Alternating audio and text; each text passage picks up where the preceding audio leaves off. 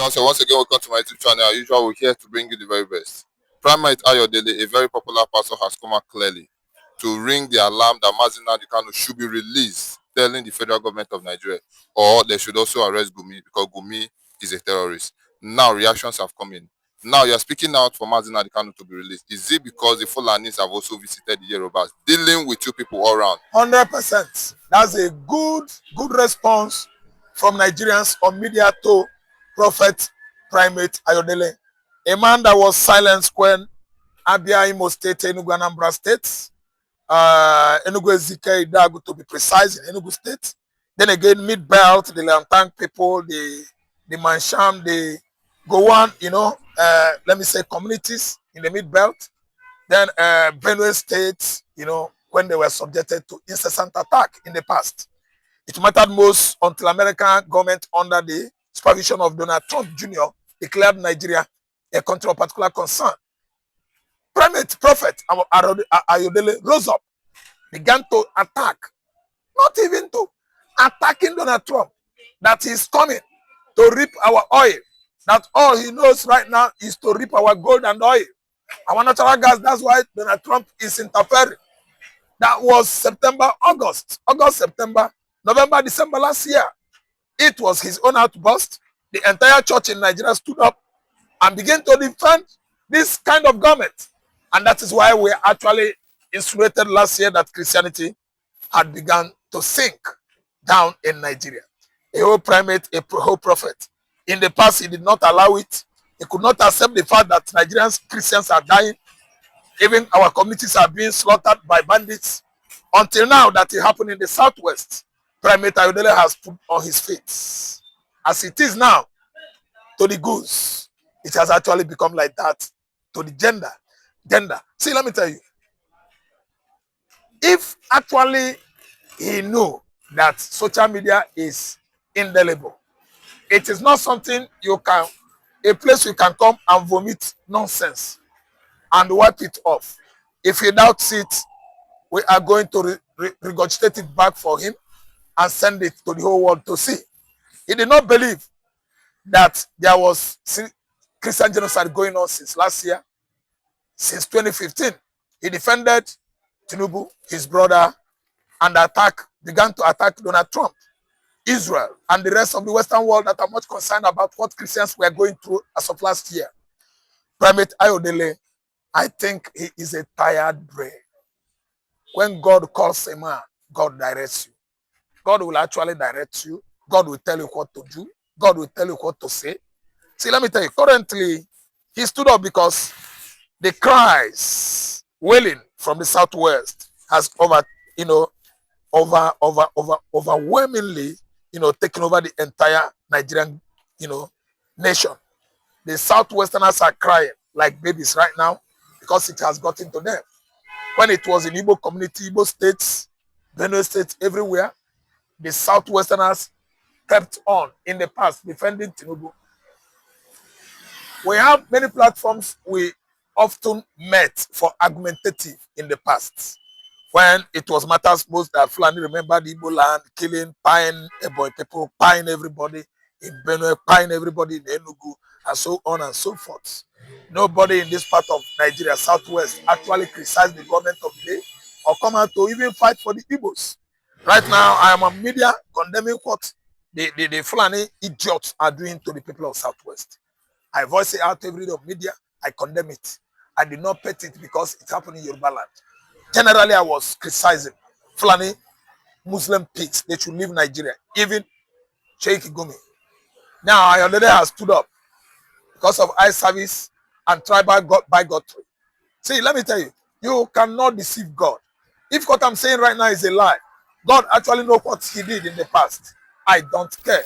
But actually, I know the evil, the wrong things Primate Ayodele had actually said against Christians, against a terror groups, against a religion that has come up against, with many hostilities, bloody one, and animosities against their Christian counterparts. God knows right now. We are not telling lies against anybody. They always come up with the idea and these questions of don't neglect your prophet, don't say anything wrong about your prophet. Ayodele is not my prophet, God knows. I've never attended his church. Anywhere I attended, that person is my pastor. Such a person, if blessed by God, the Father, the Son, and the Holy Spirit with prophetic responsibility, I think I will defend him to be my prophet. Ayodele, what you say, Bible said is not. You say wrong thing, we tell you said wrong thing. See, let me tell you, it is just beginning because you allowed them, you supported them.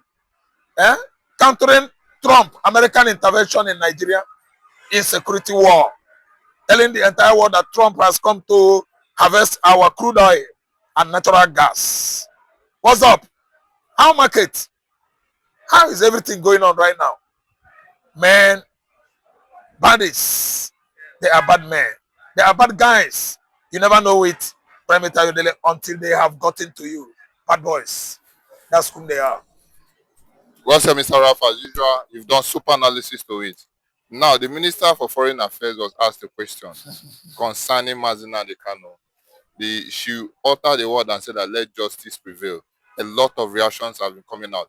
They are planning to sentence Mazina Kano to death for nothing. And Shilgumi is moving all around. Or you will say, let so justice prevail. Thank you. Let me tell what you. What does she mean by justice prevail? Let me tell you, Bianca will know. If God justice will prevail, God will upturn that justice against you. You might not know tomorrow. You might not know how providence and posterity is. Even karma pays back to their, sympathizers. People that are supporting karmas, posterity and providence always visit them. When Bianca says, let justice prevail, God has written it down, knowing fully well that Mazin Khan is a freedom fighter that has not wronged anybody. So if you wish Kanu's death, Bianca know posterity history will judge you. A lot of karma is coming. And we actually know that this young man is not afraid of death. If they come out and condemn Kanu, I see Kanu giving him his head. And you know what happens when a freedom fighter dies. If Kanu dies, we are putting him down, committing him to the Mother Earth with Biafran flag. It means someone that was born in 1967 when the war escalated in Nigeria, between Nigeria and Biafra, has finally achieved what Ojukwu started. So nobody's afraid. I'm a follower of Mazin Kanu, a lover of Mazin Kanu's brother. I've seen the system in Nigeria. It is against the Igbos. It is against us. It is against everybody in the southeastern Nigeria, and we are no longer afraid. If Kanu goes down, I think a lot of karma is there to visit the man behind Kanu's whatsoever. So, Bianca, we are not afraid. Mazin Kanu is not checking. We are here watching. But Bianca remembers, it is impossible to deliver such judgment and they implement it. The whole world are watching. Israel is there. America is there, beating their chests. And I'm going to tell you, anytime Benjamin Netanyahu shoots, he doesn't miss his targets. Israeli lawmakers right now are debating and, arguing on how to give Biafra independence. Then as of the American congressmen, they are on it, day in, day out, every night, every minute, every second, every hour, deliberating on signing disintegration of Nigeria. And the major principal golden fish in the war adventure to divide Nigeria is United States of Biafra. The West wants us to go, to leave Fulani, Hausa, and the Yoruba alone. Let them stay in Nigeria. Since inception of Nigerian Biafran Civil War, from 1970 till date, Bianca Ono, did they pay reparation? Didn't Ojukwu tell you about reparation? Did they integrate Igbos into the political leadership? Didn't Ojukwu tell you about integration? Did they compensate the Igbos? Did they pay reparation? Did they actually recognize us in the public, designations? Bianca, you are left to answer these questions. And I want to tell you that we don't ever mind whatsoever is coming out from your outburst. But you should know that nothing still can or will ever minimize the injustice and brutality, or you may call it bloody hostilities, meted against Biafran people from 1967 to 1970, when they were supplied with hard military, firearms by the British Labour government, who came up with that policy of thoroughly exterminating, eliminating the Igbo race, and it began to look like genocide.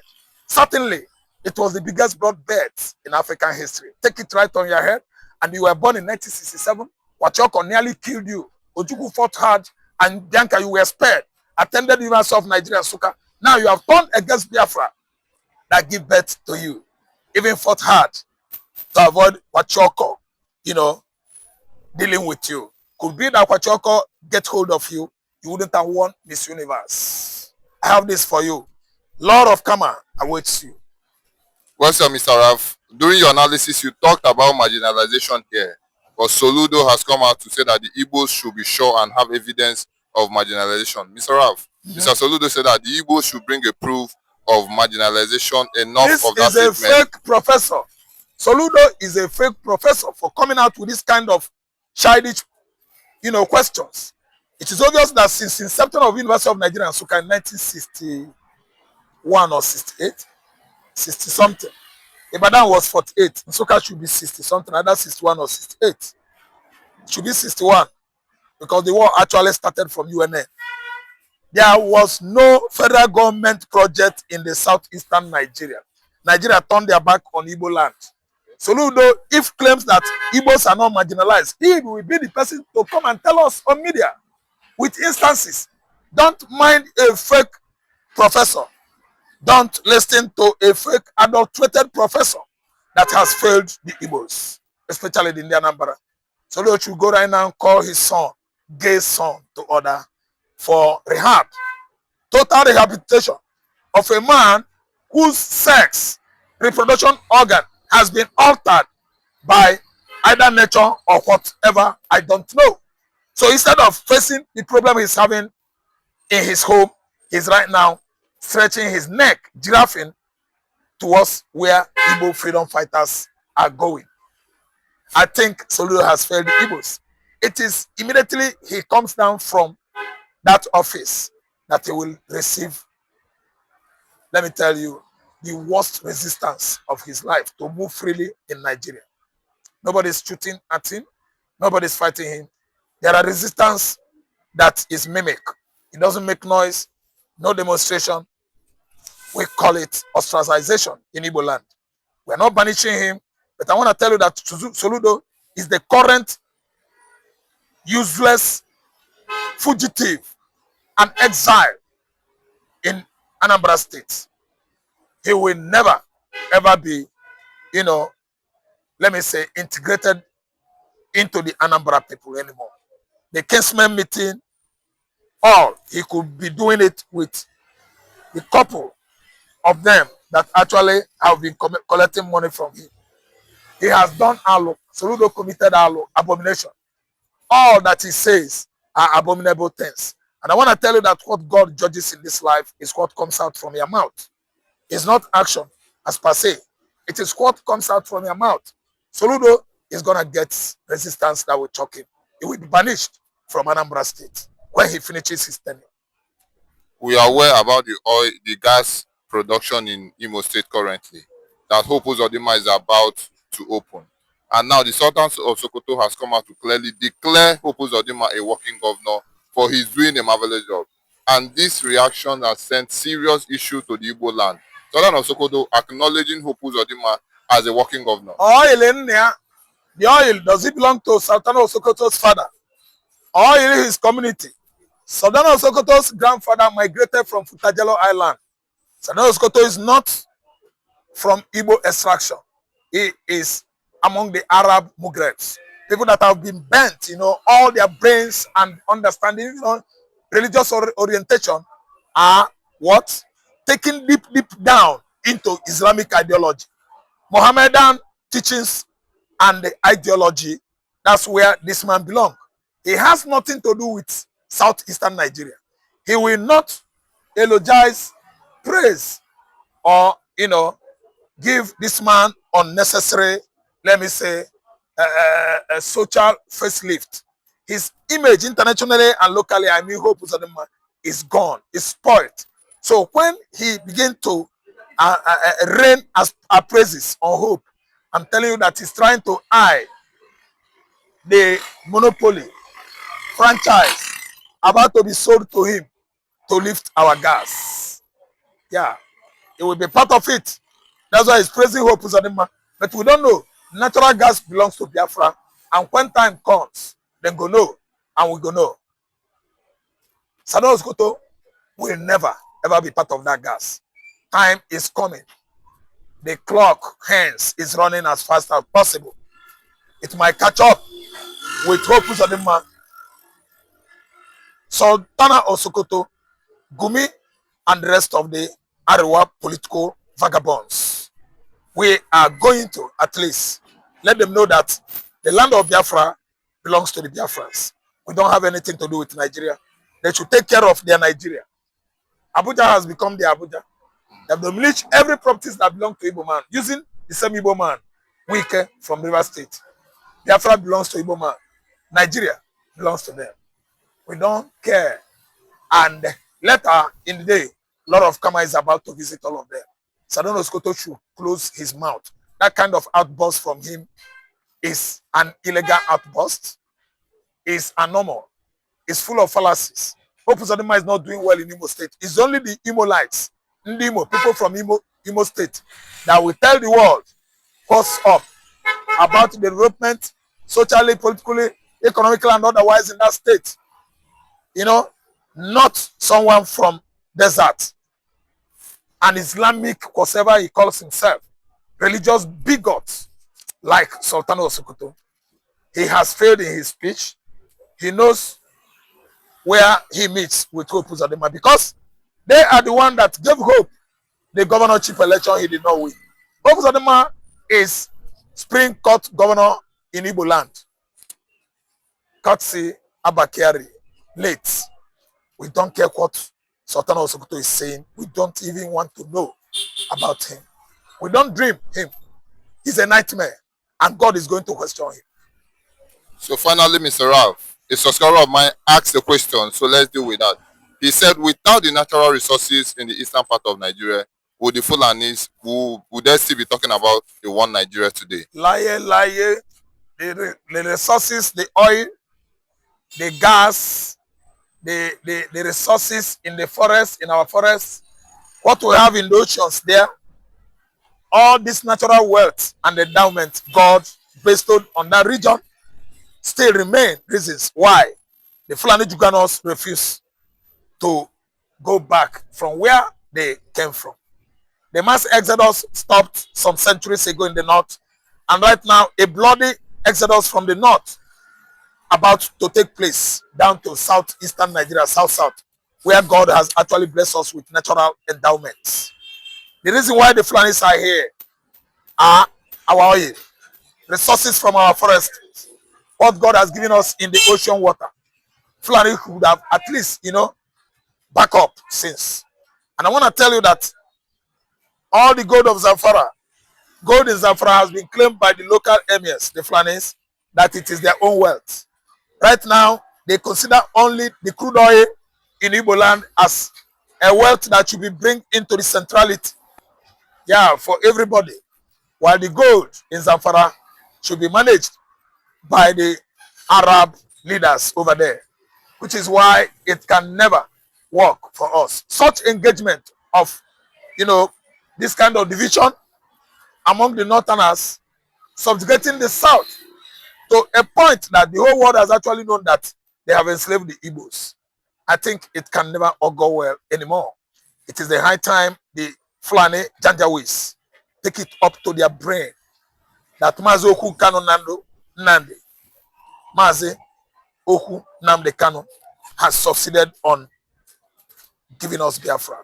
No matter what may, Kano will one day come out from prison. And I still want again, whether Nigeria likes it or not, the forces, the mechanisms coming to release Kano from Sokoto is on the way. It is fast approaching. Not Nigerian government, not Nigerian courts. It has nothing to do with Nigerian judiciary. Our politicians are bloody witches and wizards, blood drinkers, and they have failed. They will never, ever buy Mazi Nnamdi Kanu. Thank you so much, viewers.